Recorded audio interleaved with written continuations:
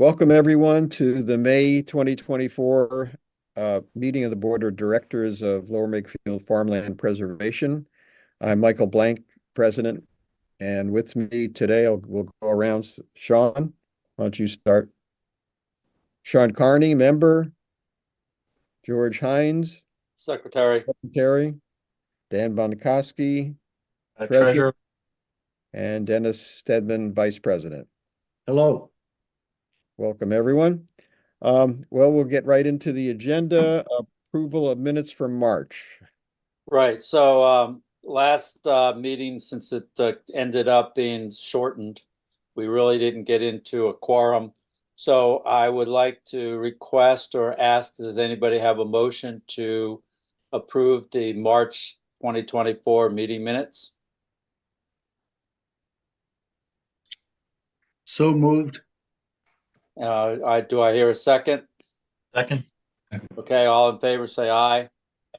Aye. Aye. The March meeting minutes are approved. Thank you, George. And we'll turn it over to Dan Bonikoski for Treasurer's report. Aye. All right. So I just ran back to my desk from somewhere else. So I think I got it all here, though. All right, so just some of our inflows and outflows. We received Sven Sternad's $10 rent check. We paid our lawyer for our document review. Let me just need to see here. $2,742. And that's for a good amount of documents, which I'll touch on in a moment. Tom McGowan, we had this adjustment that we had to his lease over the last handful of years that we all discussed, which was $649. And we also filed our tax return. Everything is filed and done. And we paid Robert Small and Associates $4,200, which was for last year's return and this upcoming year bookkeeping and accounting as well. So for that one, I think everything has been posted already to our portal. I didn't email it out though, but I think it's all posted to the portal already. But we'll set up some time to go through that, or I'll make sure I point to it specifically for you guys on where it is. And then we can see if we want to get Bob on the line to walk through. We never ended up doing a walkthrough with Bob last year, so we might want to do it this year. Also, these returns were filed and done already. In the past, since I've been a board member, we've always done these things in the fall, but this is the first time since I've been a board member that we've got it all done in the spring. And Dan, do you attribute some of that to the fact that he's doing some of this with QuickBooks or whatever the system he's using? Yeah. So what we're doing now is they're keeping everything in QuickBooks in kind of real time almost. It's kind of within a month or so. And I upload all of our expenses, all of our statements, and they go through everything kind of every month or two, and they update everything so that it's kind of done all the time. Right. Good.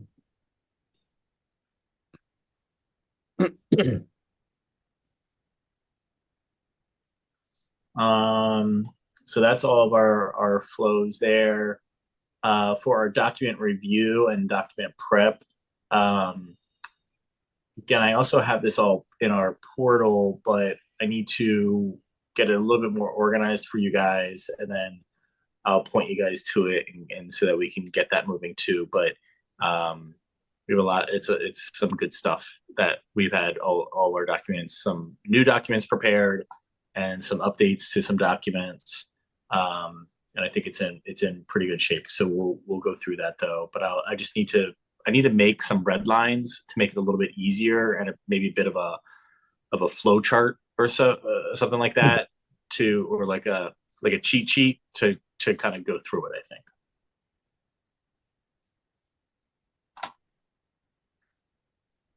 So I got.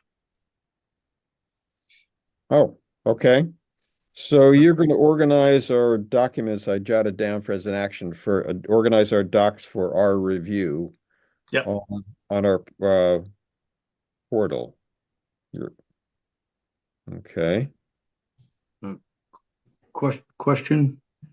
So, Dan, the lawyer review of all of our documents, Yeah. bylaws, etc.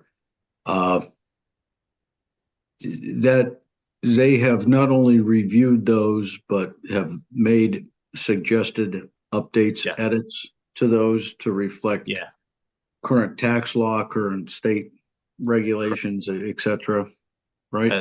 That is correct. Do you have a kind of an overview comment or statement or summary that says these documents were woefully out of date? These documents were really, very current and just need some tweaking. How would you just characterize the results of that project, if that's fair? I would say mixed. I think in some cases, I think very mixed. Some, perfectly fine, or just minor adjustments, and in some cases, more meaningful changes. Okay.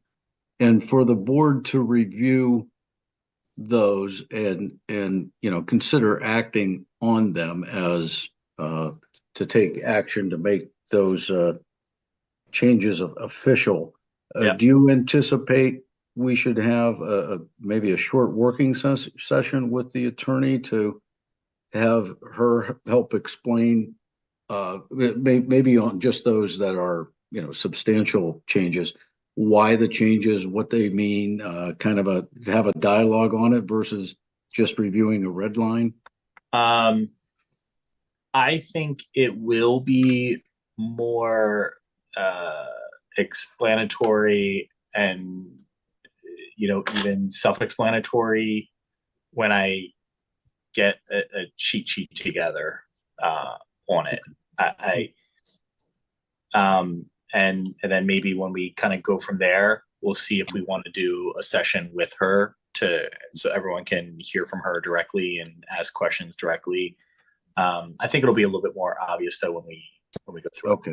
Okay. Thank you. Yeah, it sounds like a reasonable approach. You see if something sticks out like a sore thumb, and then maybe request talking to her. Okay. Good. All right, thanks. Any other comments, questions for Dan on that? If not, leases, Sternad and Calavita, maybe I've missed, might be others, but I think those are the two that are in play right now. Dennis? Yeah, I think that's right. The Sturad we can take off. That lease has been it was sent. It was signed by both parties, and as Dan just reported, that the check came in. Our beekeeper is in business, and he just caught a new swarm here, I think, a week or two ago. So that's all a good thing. I think we can check that off. The Colavita lease is still held up. The one clause that is outstanding before we can send it back to Bob for his review is the what am I thinking? Escrow account.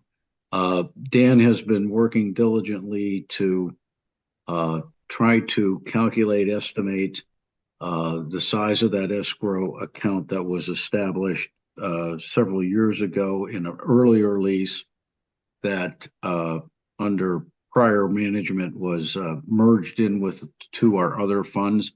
We're going to carve that escrow out. The reason that's holding up the lease is we need to see the estimated dollar amount of that escrow that has accumulated from the earlier lease and make a determination if that's adequate or appropriate for this new lease, which is taking effect. It took effect the beginning of this year and will run through the end of 2033. It's a 10-year lease. So once we get that one piece of information, I'll drop that in. Dan and I will talk about it. We'll put it in the lease. I have the lease in a red line form that I can then send to Bob and copy Sean and Dan on that, and offer to Bob to sit down and talk to him about it, or get on the phone if he has any questions vis-a-vis the red line. I think it's all straightforward. And I think except for the escrow, which is still TBD, it's all been discussed with Bob, already in our earlier conversations. So that's the status of the Cultivita lease. They've not called to bug us or to ping us on where it is. We're late, obviously, since it's taking effect and they've planted the trees on the new acre. But it's a good relationship. I don't see any particular issues there.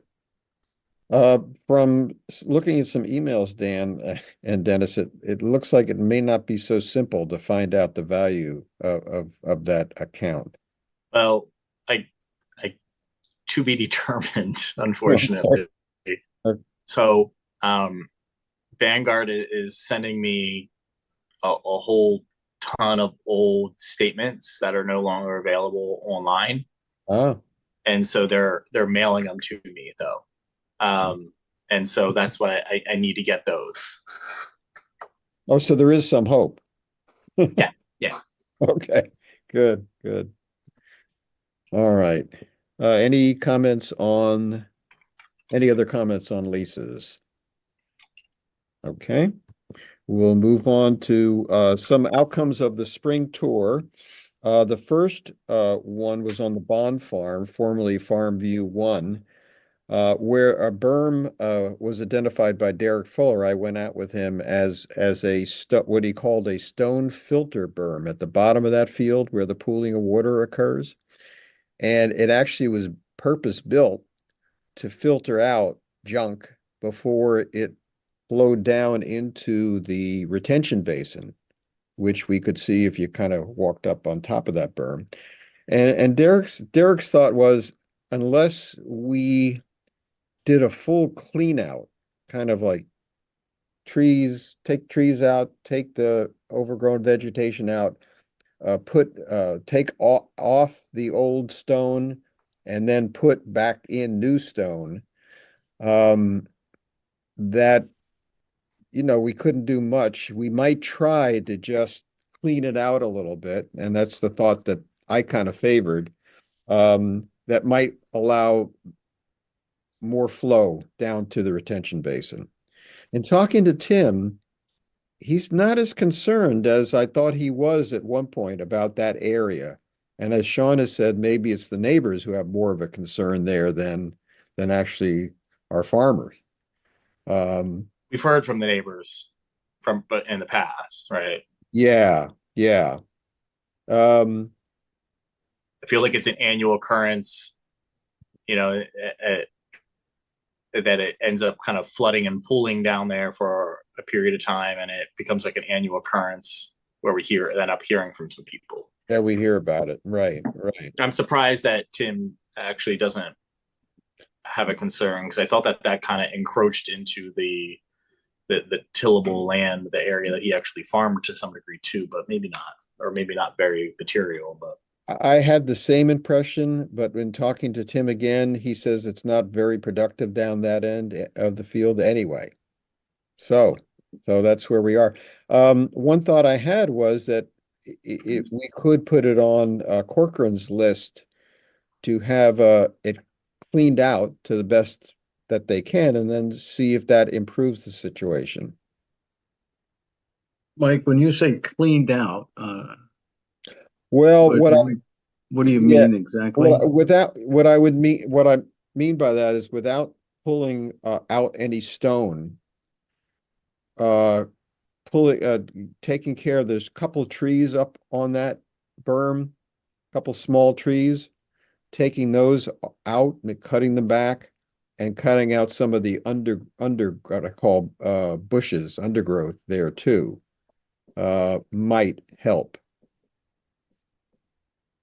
I think as long as the height of the stone is unchanged, I don't think it would really have a meaningful impact. The water has to get up and over that stone bank. So if the bank isn't lowered, I'm not sure, we're doing anything. And that was my impression too, Dennis, to begin with. But Derek's point was that at any point as the water comes up, even if it doesn't come up over the berm, that it should seep through because of just the contour, seep through, and that's what he meant by filter. It's supposed to filter out the stuff as it flows down. That Mike, I'm happy to put it on the winter list for Corcoran. The good news is Corcoran also does the basin work for the township. So I can meet him out there and we can look at it together and just describe to him what's going on. Is there any work that he thinks he can do, removing trees, underbrush, any contour, but not removing the rock, that he thinks could get water flowing or make it so that water wants to get through there down into the basin, which again, he takes care of. So I'm happy to talk to him. If it's a project that he thinks we should embark on, then we will. And if not, then he'll tell us that. Another opinion be worth having. Sure. What do others think? That makes sense to me. But isn't that stone filter into the catch basin township property and responsibility? Oh, that's actually the filter is on our side. If you get up on there, you stand up on the berm, our fence is actually visible beyond that berm. It's clearly on our side. I thought it was township as well, but when he and I went out there, it's on our side. But isn't it only there to filter water into the township basin, though? I'm just wondering if the township has some responsibility if, in fact, Corcoran recommends, some adjustments, some work. Is it something we could consider sharing with the township rather than just taking it on ourselves? It's an open question. Yeah. Whoever built it, maybe if the township had some involvement in building it, I could see that they might cooperate with us. Since it's on our side, it looks like we did it, but who knows? I'd love to know when it was built, because to my unprofessional eye, that is the lowest lying area coming down off of that farm. That water sets there, runs off, and has actually created a lower elevation over time, which is making it so that water can't go uphill, to Dennis's point. I think if we had any survey of that area, what we'd find is that back lower corner is lower today than it was when that was built, making it ultimately very close to useless. Right. Yeah. And that's to your point, Dennis, that it appears that berm that it needs to get up over there. I can't see at one point that the field itself was ever that high. But it probably was higher. It looks like it is depressed now, definitely. Yeah, water's been pooling there for a decade or two. It's gonna compact that soil and lower that and that's exactly what it's done. Hence the reason Tim doesn't care a lot about that area. There's no way that's fertile ground. Yeah. Well, it would have to be retilled because it's probably overly compact from all the water sitting there. Yeah, it is. You can tell when you walk on it. Yeah. So but it's worth getting Cochran's opinion, certainly. Okay. Yeah. Okay. Why don't we move on to the nursery and the field contour and drainage issues there, Dennis? Yeah, we visited that field and with Tim and Sam. There are some contours there now to help manage the water flow. That being said, we wanted the Bucks County Conservation Service to come in and make some recommendations. That should be done only after the field is planted and the crop begins to show itself. And the reason for that is because of, and I'm not familiar with the program, but one of the programs administered by Bucks County Conservation Service that Charland Farms participates in requires a visit of each field to confirm that the field was planted in its entirety. I presume it's an insurance kind of program. And so since they have to come out for that inspection or survey of the plantings, that would be the efficient and natural time for them to also offer their opinions on what could be done for drainage. They're you know, it involves potentially the conduit out there, the sluice pipe that runs into the storm drainage system on the other side of Quarry Road. But we need to get a more holistic assessment before we can make any real recommendations. If it included that slough into the storm drain, we'd have to involve the township, of course. But we don't know if that's going to be involved yet or not. So we'll just have to stay tuned on that and kind of go by the Conservation Service's schedule. A couple updates on that. So when I saw Tim out at Belden Farm seeding today, he said that because I wanted to remind him to let us know when the Conservation District is going to be out with it. And he said he had a call from him the other day from his guy's name's Ryan, asking him how the planning was going. He's ready to go. That's good news. And the other thing is that Derek, when I went out with Derek to bond, I went over there with him. I said, let's just pay a visit over here to the nursery. And I want to put this diplomatically, but the field just runs that way. And the house that was built that is getting most of that water is in the way of that water. And he wasn't sure there was much that could be done or should be done about that. And Derek, if you listen to this, feel free to correct or comment. And the other thing is we paid a visit to the owner of the house that is right on Quarry, right next to our field. We asked whether there was water coming when heavy rains on her property, and she said, well, yeah, it sort of runs over, but she's used to it. And she said, what are you going to do? Water comes and it's got to flow. So she's not raising a stink about it. The field was there first, right? The field was there first. Yes. Yes. Okay, so the next step, again, as Dennis was saying, is the Bucks County Conservation District to go out and review that field and the other fields as well. Okay. Heather Ridge. So this is remind me, what are the not Trove, Wexford Court. Oh, Yeah. yeah. There's two properties we identified on Wexford Court that are mowing the grass beyond their backyard and into our buffer zone.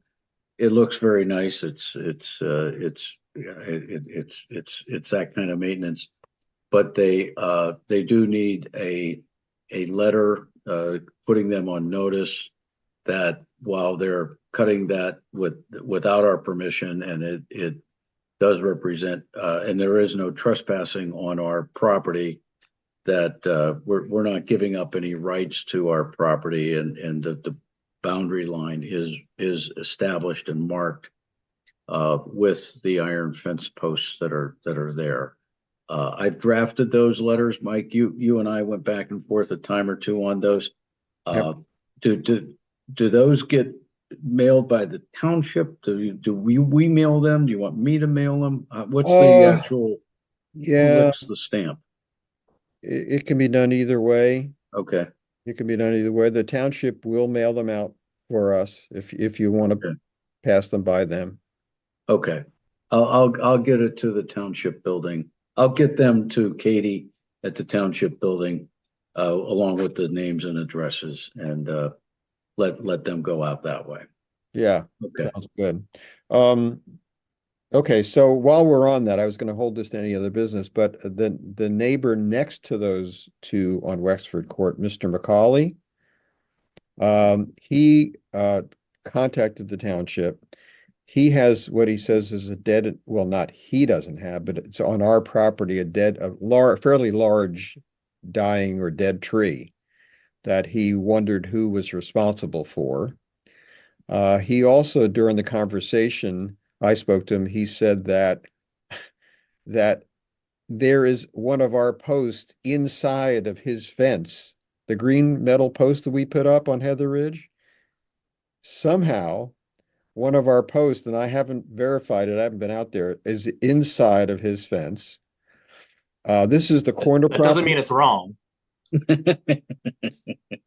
How would you, why? But the survey Well, might have gotten it wrong? No, I'm saying our survey could be right. Yeah, Whoever put in his fence could be wrong, right? yeah, right. But just because it's inside of his fence doesn't mean it's wrong, right? Right. Yes. Yeah. Yeah. He was just alerting us. He actually wasn't complaining, but he was wondering about Okay. it. So, yeah, that was my first thought, that his fence people just didn't know what they were doing. So, but anyway, and the other thing was that he's a very nice gentleman. He freely admitted that he has his landscaper go out and cut a swath or two to make it look nice, just like the bordering neighbors do as well. Okay. So he probably is due one of those letters, Dennis. If you wouldn't mind just giving me a copy of the latest draft, and I can just, Okay. yeah, I put his address on it too, and send it out to Yeah, him. I can send all three. I have his Oh, name yeah. and address. I'll just take the three. I'll run them by you first, of course, but Okay. I'll take them to the township. Okay. Oh, yeah, that would be great. That would be very nice. We should just keep these letters handy because ultimately this is something that we introduced when we use the iron posts as opposed to the iron posts and the fence. It's much easier for someone to go through the iron posts, Yeah. cut 6-8 feet back, make it look like the lawn, make it look nice, as opposed to asking a lawnmower to jump the fence with a lawnmower, which isn't likely going to happen. So I think we just keep these on file, and where we find them, we send them those letters, get them signed, and then keep them on file. Yeah. I agree. I agree. It's a form letter. There may be one sentence in the middle that is modified to fit the particular circumstance, but you're right. Yeah, I think I'll create a little folder. We have a folder. This is communications with neighbors, and I'll just create a folder or something with that letter in there. So it's a kind of a form letter. We did that on Susan's Circle maybe a year back, correct? Yeah. Yeah.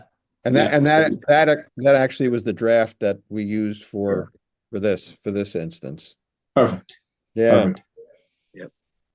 So along those lines, so that brings up, trespassing, which we run into all the time, and whether it would be worth it at certain areas to put a no trespass sign on to remind people. I think in areas where we have had issues, it makes sense. I'm thinking particularly of the radio towers where we've had four-wheelers and things, going in there, riding through the fields, thinking it's just a big open field. Right.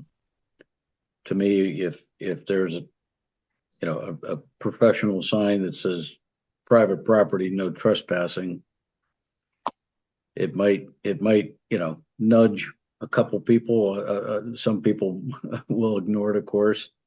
I also don't know if we did have to, file a police report against someone because they caused damage.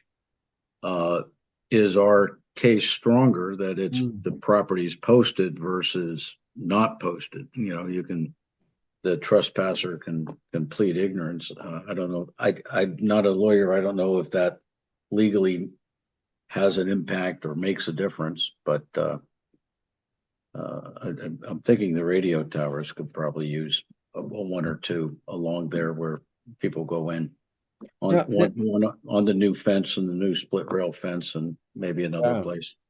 Now there is a sign there because I just by there today, right? It says video surveillance or something. Yeah, I put a no trespassing video surveillance sign there maybe 2 years back when we were having issues. I noticed when they did the fence, they took it out, put it back in. So it's right there at the entryway. Okay. You know, I'm torn on it in the sense that it's an expense for us. It's a project for us that we'll gladly do. But at the end of the day, the people that are riding four-wheelers, snowmobiles, and doing the things they're doing, that sign's not going to deter them one bit. But to your point, Dennis, if it were to make our case stronger, were we to have to get the police involved, that it's posted, I'd love to know that. That would sway my decision on the expense and the project more, because if we're going to do it the right way, we're going to post trees there, as well as, you know, each of our entryways and so on. It's going to have to be quite visible. We're not going to get away with one sign, that's for sure. I wonder who's best positioned to draw up a list of areas that you would think that we need it. Could be any of us, I guess. I guess my question, Mike, why do we need a list? After listening to this conversation, it would seem to me that the conservative approach, although it has some dollars assigned to it to do it, we should post all our fields. I mean, if people are going to be going on there and someday we're going to have to take action against somebody, you do not want them to come back and say, didn't see any signs, I'm not aware of anything, blah, blah, blah. The best thing to do would be to just post our property appropriately, just like other private farmers do, to make sure nobody trespasses on their property, and just be done with it.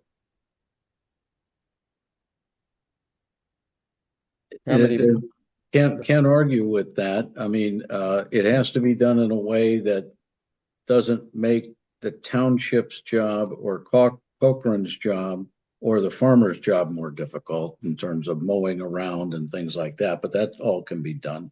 And there's also the purple stripe approach where it's wooded. I don't know how many Pennsylvania citizens know what the purple stripe means, but that's a no trespassing. That's more hunting, right? Yeah, it means no trespassing. But yeah, I think in our area that would be lost. I know we have had some areas like what we're calling the nursery now. Didn't you, Dennis and Sean, post something in the woods there? That was more of a dumping. Well, that was a dumping and a teenage issue that we were having right there off of the road on that pull off. So we put 3 no trespassing, no dumping signs there. There was activity in the woods where you could tell that teenagers were hanging out. And then it was just random dumping that took place there. But again, we can go over there. I'm going to venture to say that, you know, I have visually seen it driving by there, that, you know, the dumping hasn't really been deterred. I think the police did mention that they would be a little bit more vigilant about that area. But, you know, I don't know. These are tagged areas. Yeah, we have a lot of surveillance. We have a lot of fence that you could put something right up on the fence, I suppose, every, you know, a couple 100 feet or so. But a fence is a fence. It's there for a reason. So that's almost self-explanatory. In the areas where we don't have a fence and we have those sort of green metal posts, I suppose you could stick something to those. Yeah, we're talking about metal signs now. We're talking about a big expense. I mean, can you imagine what the neighbors are going to think of us attaching no trespassing signs to those posts that are there pretty much invisible right now. Boy, you'd make him very visible. Yeah. It's just, I think it's an expense that I just don't know if we're going to see the other side of it. I really don't, but I'm open to it. And again, if Dennis comes back and says, "Hey, we have an issue," we call the police, and they ask how well the property's posted, that goes into it. Well, then it's an expense that I guess we take on. I'll explore that question as to whether that on a legal basis would have a bearing if it's posted versus not. Okay. I'll take the assignment to kind of get some insight on that. And I for one would certainly never want to put a no trespassing sign on the fence that's in a resident's backyard, a neighbor's backyard. That's just kind of insulting and sour to the eye. I'm thinking more along the roadways where there isn't a fence and people are tempted to just drive into a field because they have a 4-wheel drive or something. But I'm tending to lean to where Sean is, which it could be an expense and maybe unpopular with the aesthetics of our roads, and in the end have little impact. It's a judgment call for sure. There's no clear yes or no in my mind. Right. What you say makes sense to me. Roadways, bordering roadways, could consider it. On a fence that borders a neighbor's property, it's kind of a right. Instigating stuff. Okay. Any other comments on that? No? All right. The Doug Wright Farm, the Woodbury Grove proposed development. So Dennis, you put in some quality time drafting up some comments for us. I started, and you really ran with the ball. Why don't you comment on that? Sure. We submitted those comments. Mike, you have the date. We submitted them to the township for their consideration in dealing with the developer. I'm presuming, Mike, that we have not heard back. We have not heard back. Correct. Okay. I mean, basically, our thought was that we certainly, what's important is to maintain efficient farmer access to the field, because now the field will be landlocked by the new residential neighborhood. And there's a couple ways to get that access, and we articulated what was needed there. We also want to be sure that there aren't buildings or plantings or catch basins, etc., that compromise the drainage. We don't want to create new runoff drainage issues in the backyards, so that the developer needs to be very sensitive to the topography of our preserved farmland field, in addition to the topography within the square box of their acquired land. And that if there was anything we could do to be sure there's compatibility with agriculture, and that the new residents recognize that the field and the farmer were there before them, and try to keep things as compatible as one can. We made a suggestion or two in that regard, but it's going to happen, and we want to be sure that our farm field is not compromised. And George has been handling the issue with what farmer will get that land, or to what farmer we would lease that land. So I'll let George comment on that topic. George, just before you get to that, just one thing to add, and that is the possibility that we to add to the list of what Dennis was commenting on, the possibility that we might get some land for the farmer there. That there was also a comment that we made, whether in different ways that could be done, just as a suggestion. Okay, Right. George?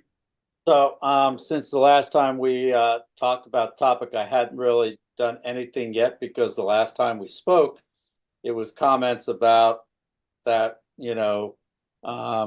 feedback to the Woodbury Grove proposal. And at that time, until we got that straight away, nobody wanted to continue reaching out to anybody talking about it. It was my takeaway. Because we were going to have the executive session and you didn't want to talk about it in the executive session. So all I can say at this particular point is I did reach out to Tanners. They are very interested in farming that property. They would be very interested in a longer term lease. And to them, they've been actually doing a lot of the, I guess, cutting of the hay when it was hay that was there and or the alfalfa. They actually brought their equipment over there, so they've had no problem getting from, I guess it's what, Richboro area, over to the farm and getting onto the access. So really at this particular point, if we want to start, looking into who wants to do what, I think we need to have a discussion offline as to how we want to go about dealing with the leases. Because obviously come January 2025, we're going to have a new tenant. Somebody's different than existing. So I can work with Dennis. I can, reach back out to Tanners. But they're definitely interested and they would like to be able to farm that property. Right. And of course, the Stewarts and Charland Farms have also expressed an interest. And I think the next step that's going to happen is that Dennis, help me here, Mrs. Yeah, the adjoining farm. Journey Farm. She's Sharon Kimmel. Kimmel, right? next Right. door. So I think she's told both the Tanners and the Stewarts that she's going to discuss that with them this summer. So some of our decision may be influenced by what she does. Doesn't have to be, but it may be. And agree that maybe we'd have to take this offline at some point. Yep. That's where we are. Yeah. Okay, George. Thank you. Thank you. Okay, so farmer request. So the Leadham Gate, Sean, any news there?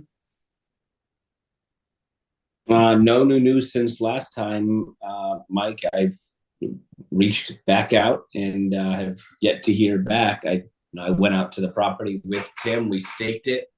I have not heard anything back. I've asked a couple of times for some assistance with how to fill out permits to do exactly what it is that we're being asked to do, but no responses. So my first reaction would be to reach out to Jim Majewski. Dennis, they think that David Kratzer might get more action that way. Both of them have been involved. The email has circulated nothing shy of 3 times back and forth and back and forth to no avail. So I'm not going to go bothering them on it. Okay. Yeah, I guess. Yeah, I'm not. Unless we really increase it as step it up as a priority, I think it's going to take time. Yeah. It's something that in good faith we want to explore. I want to see these things get done. The first one I understood to be rather simple. They were just going to drop off tillings when they were out for the season in that area.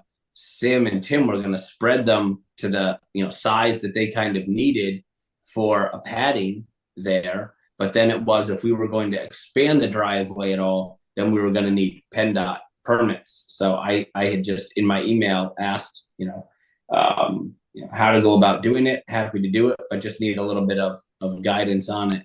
And the emails have ping-ponged back and forth, but nothing has come back to me. Well, let me try to compose something that just says, look, all we're looking for is some guidance on how we would approach this with the state. Someone who's had experience, and see see if we can get some movement on it. Sure. And there was a township type of permit that needed to be Oh, filled out in order to have the tillings dropped off as well. And I do believe that our liaison has, direct contact with exactly how this stuff works. So, maybe we can utilize him as well. uh-huh, uh-huh. Well, I'll touch base with Yeah. you, Sean, offline before I actually put something together and talk to you in a little bit more. And I'll look at the old emails and then touch base with you. Okay. Sounds good. Yeah. Okay. So as we were out on our spring tour, George brought up the topic of meeting frequency. So I'll turn it over to George for your proposal. Okay, so this is not carved in stone by any measure. This is just really food for thought. But as I went back and I was looking at it, if you take a look at our meeting schedule, other than August when we typically don't have a meeting, and December when we have our stakeholder year-end review, every other month we have a meeting that's on the calendar that we talk about. And when I go back and I look at the meeting minutes and I look at the agendas, a lot of times we rehash the same stuff over and over again. And then there's times when we talk about, well, we need an executive session or we need a working session. So it made me start to think and say, are we required by documents or policies or whatever the formal documents are for the board, are we required to have a public meeting every month? If we're not, what my proposal would be to do something along the lines of an every other month type of public meeting. And then maybe on the other months that are off months other than August, which usually we kind of put aside for vacations, we could kind of put a placeholder in just for potential working sessions or executive sessions. We could use the same time slot if you want to, and we just put it on our calendars kind of as a placeholder. And if we decide that for that month we have a need for it, there's a placeholder there. So when I go back and I look at the schedule and I kind of work from the back forward, knowing what we do in December and what we did in August, it turns out that if we had meetings in January, March, May, July, September, and November as public meetings, that would give us 6 public meetings to be able to share with people any issues or things that are going on. And then we would have our December face-to-face stakeholder meeting with all the farmers and all the other key players that we work with. So we would actually be face-to-face 7 times during the year to be able to discuss any business, share with the public, whatever. And then the other slots, the other 5 slots, well, actually 4 slots, would be things that we could have placeholders on there should we need a working session, an executive session, or some one-off session where we needed to talk about something. So that's my starting point as far as what I would propose that we do. And then obviously anything we solidify, we could follow up with Katie and make sure that that's what's on the actual website and, what everybody is aware of. Okay. So your first question is, are we required by some means to have monthly meetings? I looked at the bylaws. There's nothing in there about having monthly meetings. Dan, do you have any recollection or documents that have been reviewed about that? No, I agree. I don't. I've certainly never seen anything that would say that we are required to. Okay, and I think it's been more customary because of the other commissions meeting monthly than the township, and we've been tied in with them. I think that's what's brought this on.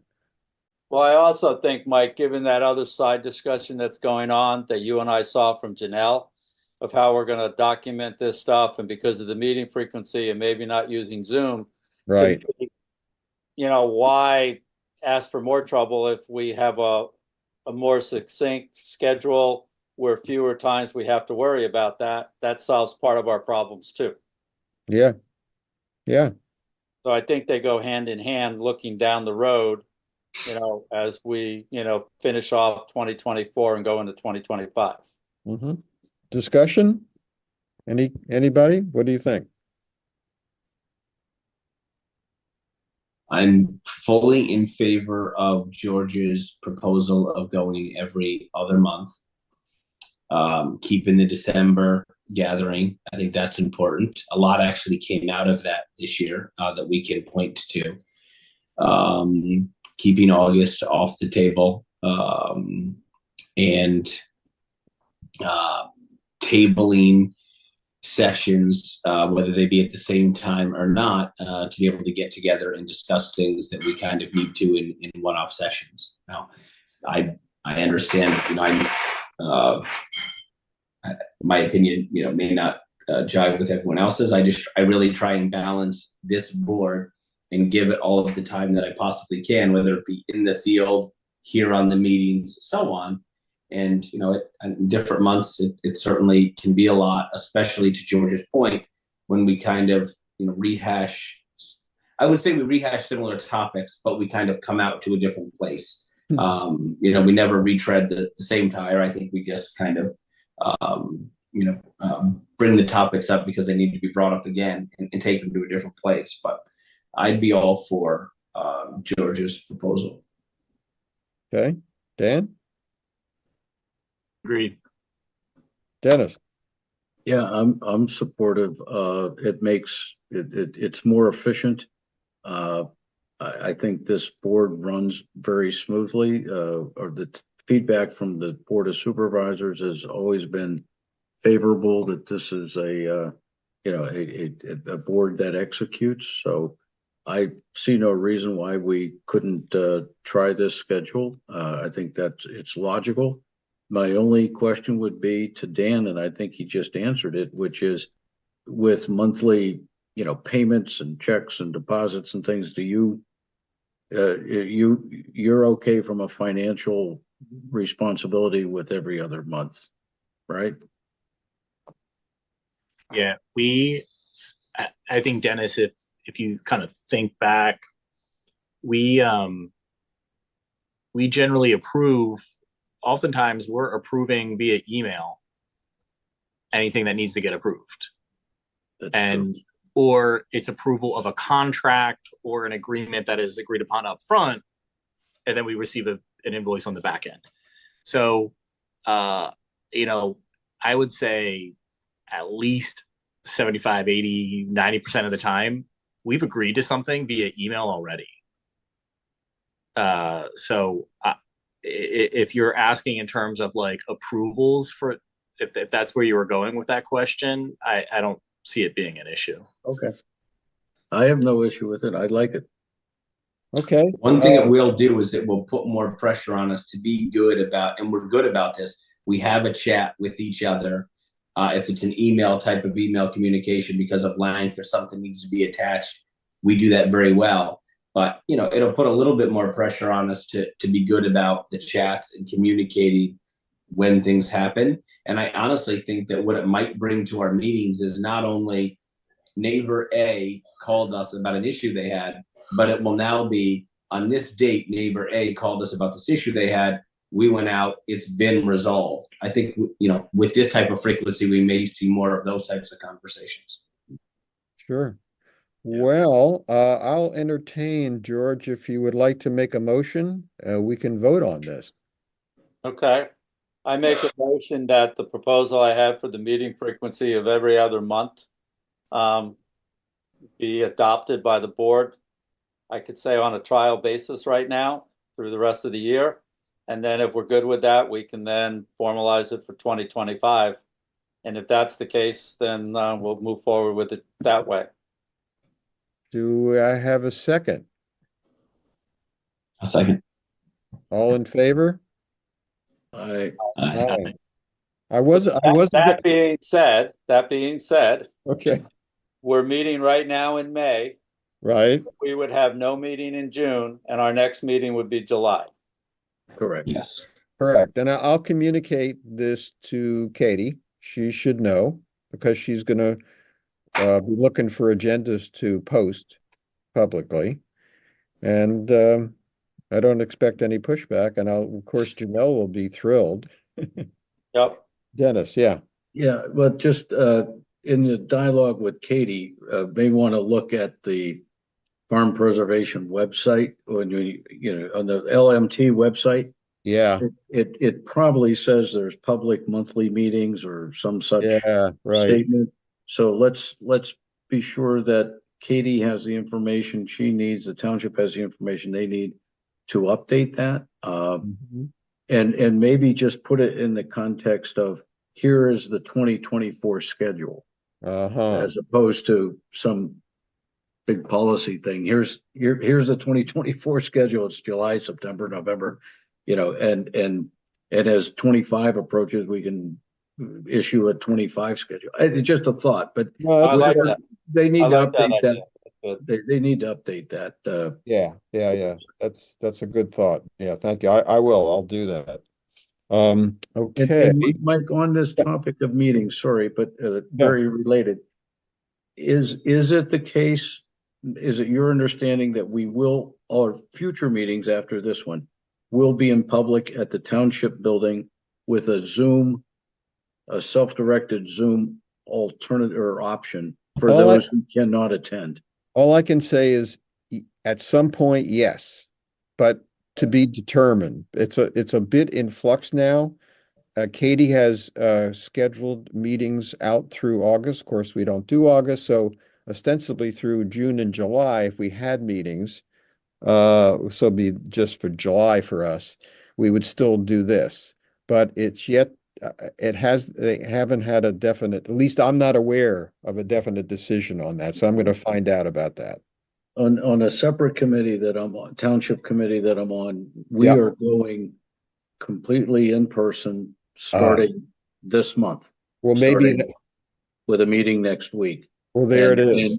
And I mean, that's what that committee was told.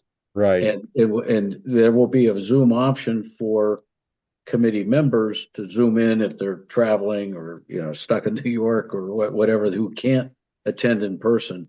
But the primary meeting, at least one or two committee members should be in the building, and the public comment will be in person. In person.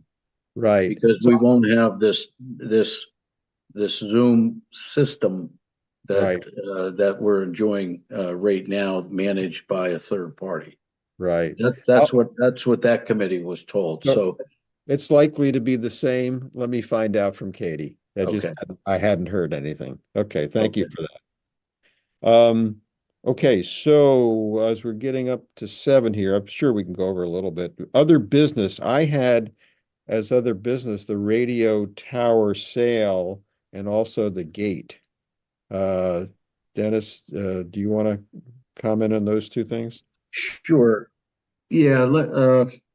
First of all, the radio tower sale. Let me share my screen. If I can do this efficiently.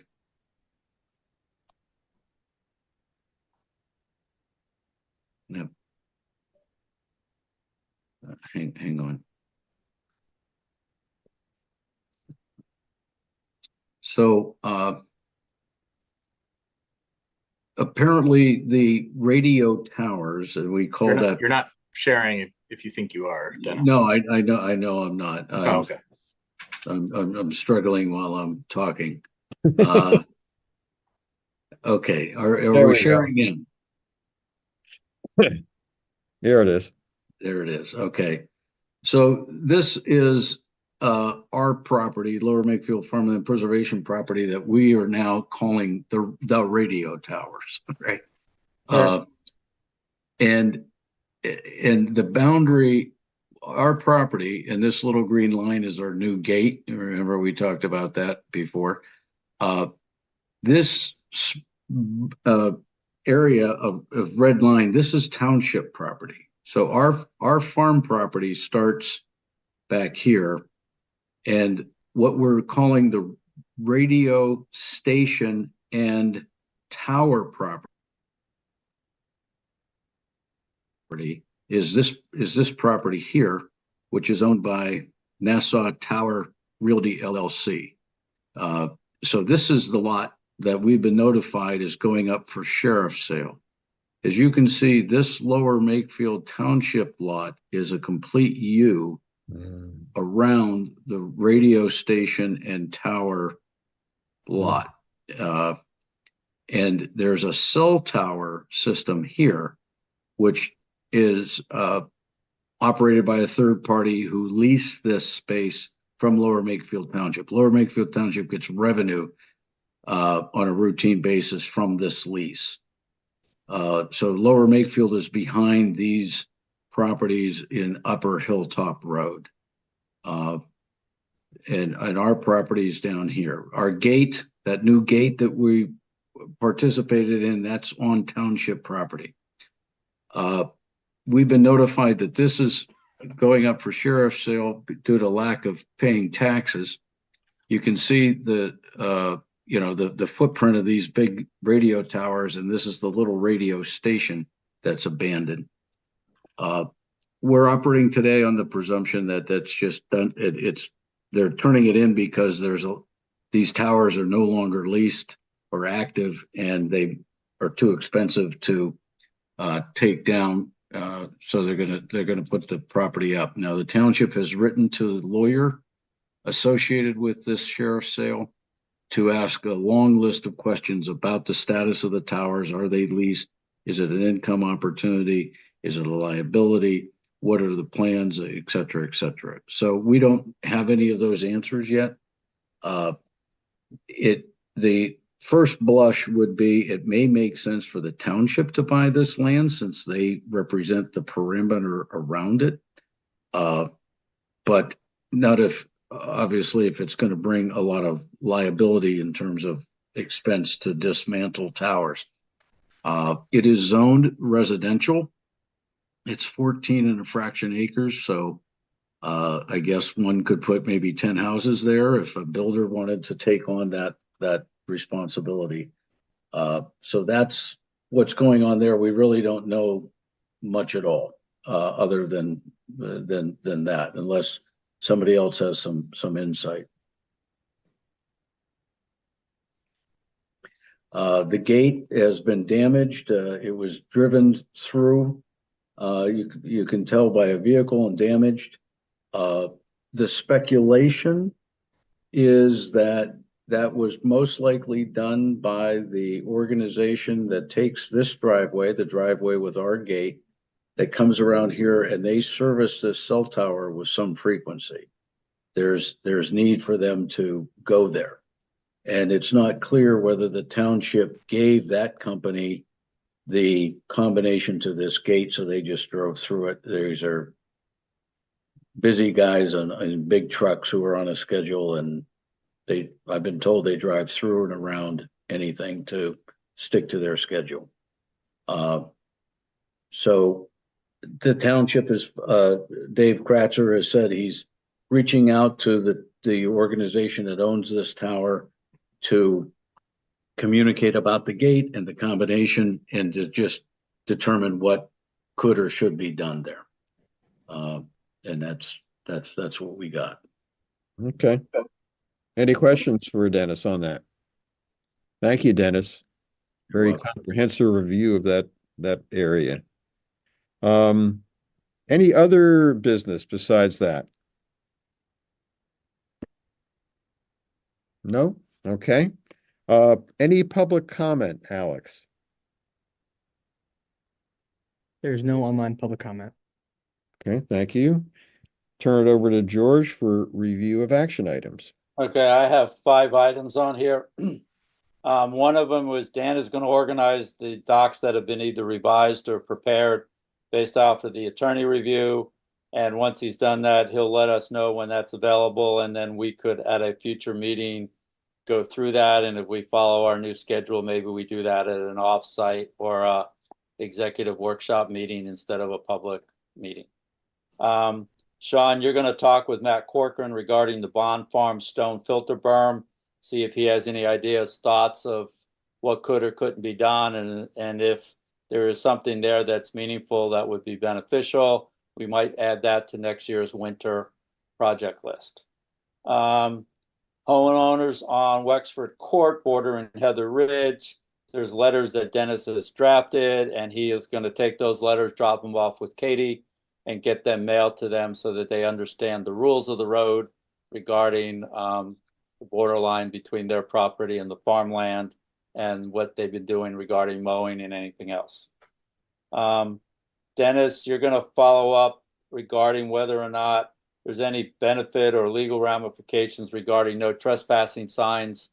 If there's any benefit of having them up or not having them up, and then we can make decisions down the road as to if it's appropriate to put some more up and where we would put them up. And the last one is, Mike, you're going to communicate to Katie basically the new meeting schedule so that they can post it accordingly on the website. Right. And I'm also going to follow up with, first of all, with Sean and then with Township about this Leadham driveway situation. Okay. So I'm going to do that too. Okay. That's Very all I good. have. And I think, Mike, you were going to follow up with the township on the format of our meetings, Zoom versus in person, I am, right. yada, yada. Yeah. Yeah, I had that. Thank you, Dennis. Oh, Yep. you did. I'm sorry. No, I have it myself, but I didn't, yeah. Okay. Yeah. I think that's it. Okay, good. I'll entertain a motion for adjournment. So moved. Second, Seconded. all in favor? Aye. Aye. Aye. Bye. Aye. Good night, gentlemen. Thank you, everyone. This may be one of the Good last work. ones we do this way.